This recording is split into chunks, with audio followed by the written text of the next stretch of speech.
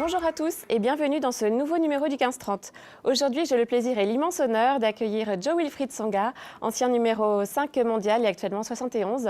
Alors, il a remporté 16 titres ATP en simple et 4 en double. Il a également joué 12 finales ATP en simple et 4 en double. Bonjour Joe et merci d'avoir accepté notre invitation. Bonjour. Alors, ça faisait 10 ans que vous n'aviez pas joué dans un challenger. Pourquoi avoir choisi Orléans ? En fait, j'ai tout simplement choisi Orléans parce que ça tombait déjà très bien dans mon calendrier. Pour moi, c'était l'occasion aussi de redescendre un peu dans une catégorie de tournoi un peu moins importante pour me permettre aussi de renouer avec la victoire. Malheureusement, voilà, ça n'a pas pu se passer comme ça. Alors, deux de vos amis ont déjà remporté l'Open d'Orléans, David Goffin en 2012 et Pierre Hugerbert en 2016. Vous ont-ils parlé de l'Open d'Orléans ? Alors oui, effectivement, je leur ai demandé comment c'était, tout ça. Et ils m'ont tous dit voilà, que c'était un super tournoi, qu'ils avaient apprécié leur séjour ici et qu'ils en gardaient de très bons souvenirs. Après, bon, j'avais pas vraiment de doute. Ici, c'est un peu chez moi aussi, j'ai l'impression, tout simplement parce que je suis originaire de la Sarthe. Je viens du Mans, juste à côté. Et voilà, et je sais comment sont les gens dans la région. Et pour moi, c'était un réel plaisir voilà, que de venir jouer ici et puis de rejouer finalement devant aussi mes proches, puisque une partie de ma famille et de mes amis auraient pu venir. Malheureusement, voilà, ça s'est pas passé comme ça encore une fois, mais je me réjouissais voilà, de pouvoir jouer ici à Orléans. Alors, vous êtes revenu sur le court à l'Open de Moselle après 8 mois d'absence pour cause de blessure. Comment avez-vous vécu cet éloignement du circuit ? Est-ce que vous avez retrouvé vos sensations ?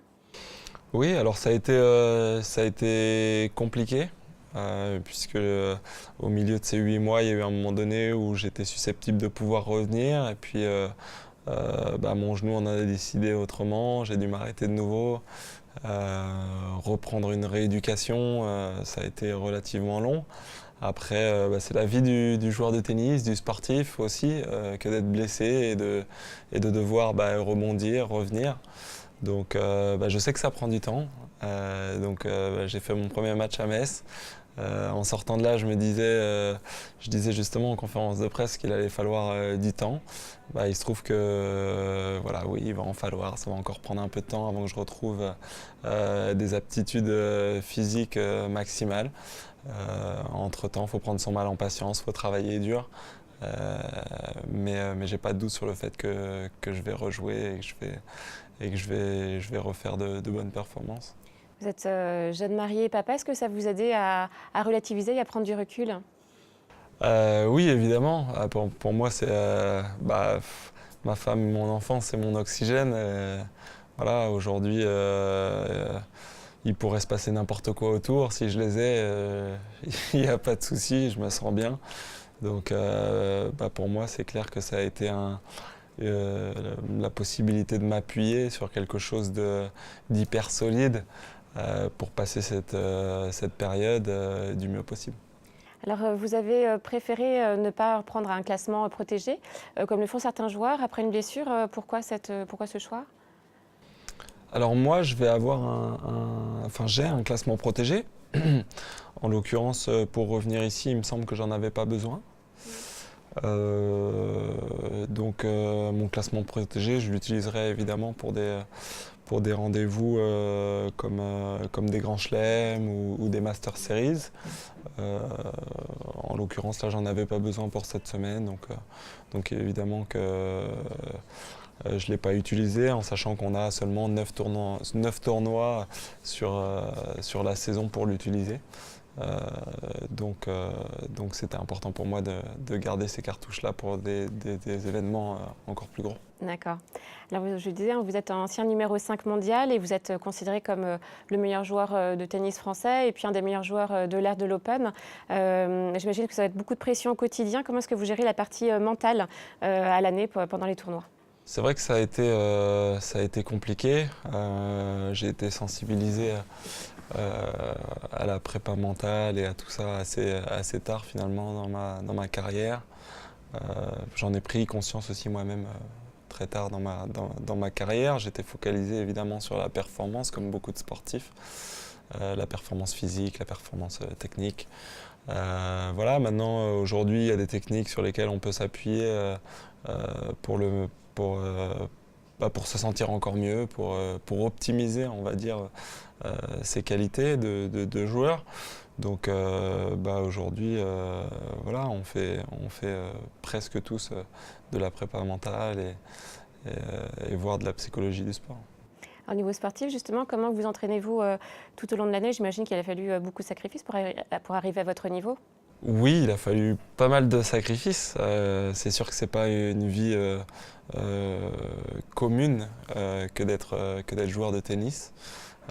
Encore plus quand on est adolescent. Donc j'ai quitté ma famille à l'âge de 13 ans pour aller dans un internat. Et puis pendant des années, je les ai vus 4-5 fois par an parce que j'étais à travers le monde, à voyager, à découvrir différentes cultures, différentes personnes, différents plats, tout différent, super. C'était riche, étant issu voilà, de culture mixte. C'est vrai que pour moi c'était super.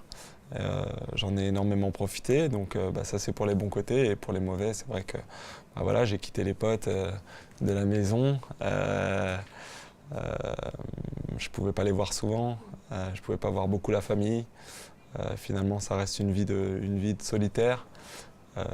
On doit se responsabiliser très vite puisqu'en tant que joueur de tennis on est un peu chef d'entreprise.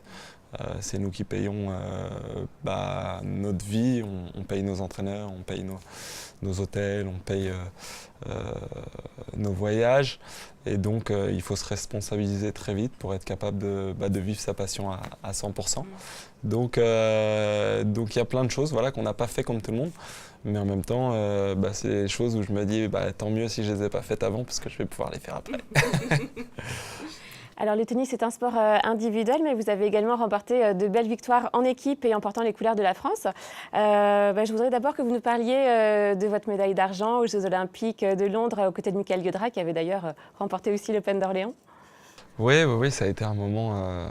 pour moi, ça a été un moment fantastique, tout simplement parce que les Jeux Olympiques représentaient évidemment beaucoup plus que mon sport.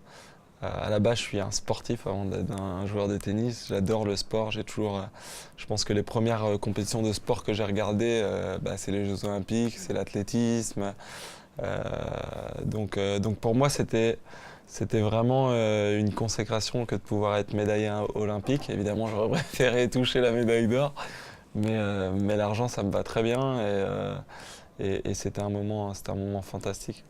Alors vous avez également participé 19 fois à la Coupe Davis depuis 2008 et puis vous avez notamment été finaliste en 2014 et surtout vainqueur l'an dernier. Qu'est-ce que vous avez ressenti à ce moment-là et qu'a de particulier cette victoire en équipe? On passe un peu par toutes les émotions dans cette compétition. C'est une compétition qui est vraiment riche en émotions. Il y a un peu de tout, de la tristesse, de la déception, des moments de rire, des moments de grande joie, de joie intense. Et c'est ce qui fait le sport. Et aujourd'hui, je suis fier d'avoir pu représenter mon pays autant de fois. C'est sûr que si on m'avait dit que j'allais déjà juste représenter mon pays étant petit, je m'en serais déjà réjoui, même si ça avait été une fois. Là, ça a été une multitude de fois. Et donc voilà, je suis assez fier de ça. J'espère pouvoir le refaire. Et non, je suis très heureux d'avoir pu faire partie d'une équipe de France. Alors justement, la finale de la Coupe Davis face à la Croatie, c'est un objectif pour vous? Alors pour moi, c'est pas l'objectif aujourd'hui se trouve pas là. L'objectif est beaucoup plus à court terme. C'est déjà de reprendre la compétition, revenir sur le court, rejouer, essayer de retrouver mon meilleur niveau. Ensuite, évidemment, que je serais honoré de pouvoir participer à cette compétition-là, mais je pense que je serais honoré seulement si je suis on va dire, au maximum de mes possibilités. Et je pense que ce serait le minimum de respect à avoir tout simplement pour mes compatriotes à côté de moi qui jouent et qui jouent bien toute l'année et aussi auprès du public. Je ne supporterais pas d'arriver sur le terrain dans une méforme, on va dire. Donc j'espère que les prochaines semaines vont bien se passer pour éventuellement avoir une chance de vivre un moment comme ça. Que pensez-vous de la réforme de la Coupe Davis ? Ce que je pense de la réforme de la Coupe Davis, un peu tout et n'importe quoi. Voilà, en tant que Français, je suis évidemment hyper déçu de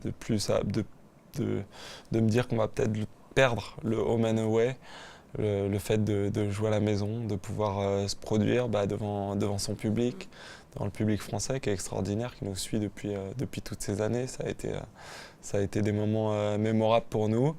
Et puis malheureusement, une certaine réalité qui fait qu'on ne décide pas. Et puis la possibilité de donner la chance à un produit qui sera différent, une compétition qui sera certainement différente, plus la même, mais à laquelle, si on y met du bon cœur, on peut y amener aussi des choses sympas. Donc voilà, j'espère juste que dans tout ça, le tennis survivra.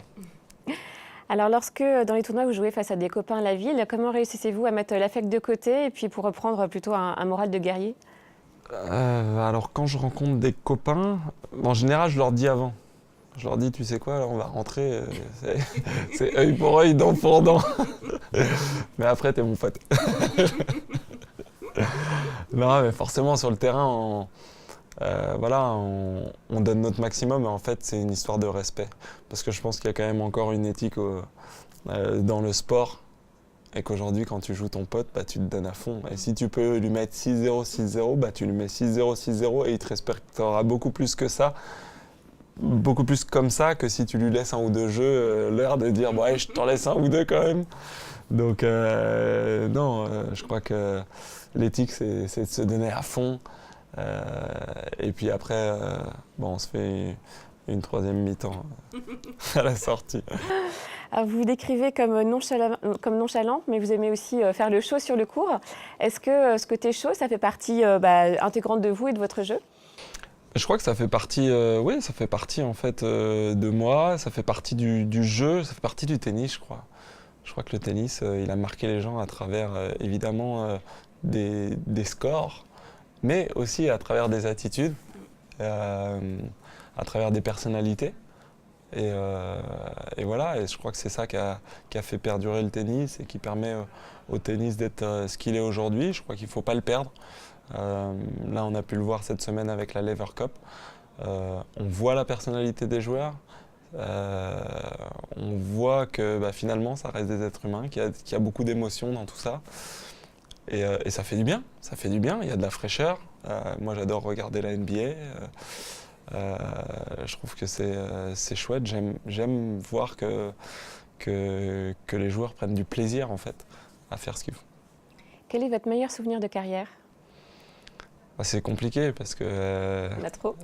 Il y a beaucoup de souvenirs déjà, puisque ça fait 15 ans que je suis professionnel, ça fait je sais pas combien d'années que je joue au tennis et j'ai envie de dire de mes premiers tournois internationaux quand j'avais 11-12 ans et que je perdais au premier tour, du coup j'allais faire le tournoi de billes qui était organisé à côté.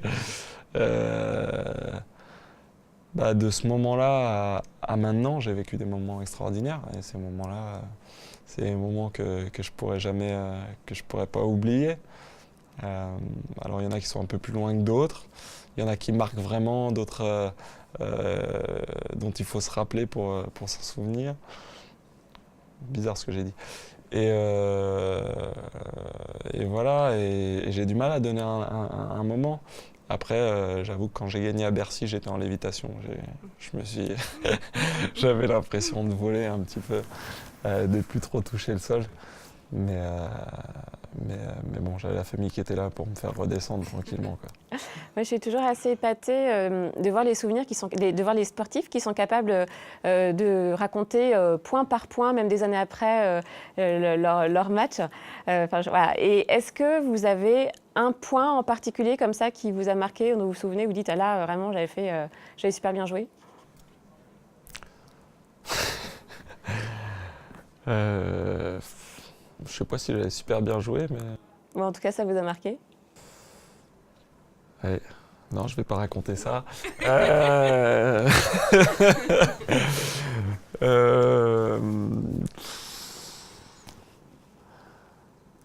En fait, dernièrement, avec Pierre-Hugues, on rigole beaucoup parce qu'en fait, à l'Open d'Australie, sur une balle de 7 au troisième set, non, sur une balle de 7 au quatrième set, il a balle de 7 dans le quatrième set pour aller éventuellement au cinquième, je crois. J'essaie de pas dire de bêtises, ouais, je crois que c'est ça. Et en fait, il me lobe côté revers. En fait, je pars en arrière et en fait, en me retournant, je fais un revers à une main court croisé. Et finalement, ça fait pas le 7 pour lui, ça fait 40 et je finis par gagner le match. Et en fait, aujourd'hui, à chaque fois qu'on joue, on se taquine là-dessus. Et c'est hyper drôle parce qu'à chaque fois, on trouve une nouvelle formule pour se faire rire. Non, c'est chouette. Quels sont vos objectifs pour la fin d'année et puis pour 2019? Alors mes objectifs pour la fin d'année, c'est tout simplement de retourner sur le court et de jouer librement, sans problème, à 100% de mes capacités physiques. Et puis pour 2019, c'est de jouer le meilleur tennis de ma vie. Alors, vous êtes le parrain de la team Jeunes Talents de la BNP Paribas. C'est important pour vous de pouvoir partager avec votre expérience avec tous ces jeunes espoirs et puis de participer à la construction du tennis de demain? C'est important pour moi de participer à ce programme qui a été initié par la BNP, par BNP Paribas et la Fédération française de tennis. Je crois que aujourd'hui, moi j'ai eu la chance d'être suivi par la Fédération française de tennis. Ils ont mis des moyens autour de moi pour que je vive mon rêve. Aujourd'hui, je suis tout simplement content de pouvoir participer à un programme comme ça pour aider aussi les jeunes qui, comme moi, en avaient besoin. Et donc je suis super heureux de pouvoir leur faire partager mon expérience de joueur de tennis. Et loin de moi la prétention de leur donner des conseils, parce qu'on est tous différents, mais par contre, leur faire partager ce que je vis, je pense que c'est important.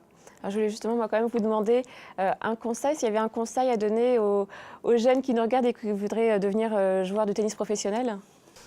Si j'avais un conseil à leur donner, je crois que c'est tout simplement d'être eux-mêmes et de jamais oublier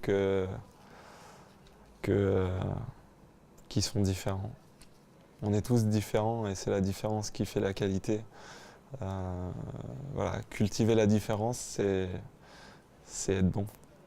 Merci beaucoup, Jean-Wilfried Tsonga. Quant à nous, nous nous retrouverons demain pour un nouveau numéro du 15-30.